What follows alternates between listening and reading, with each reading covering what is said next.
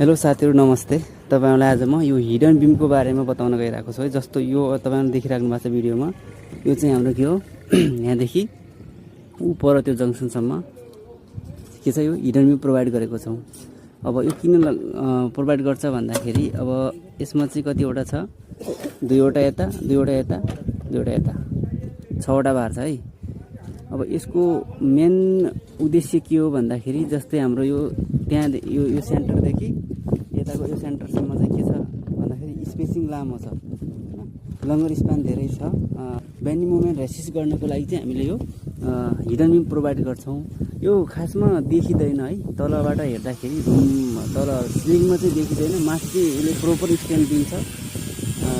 जस्तो अब यो स्पेसिङ धेरै भयो भने यहाँ चाहिँ म्याक्सिमम बेन्डिङ मोमेन्ट आउँछ।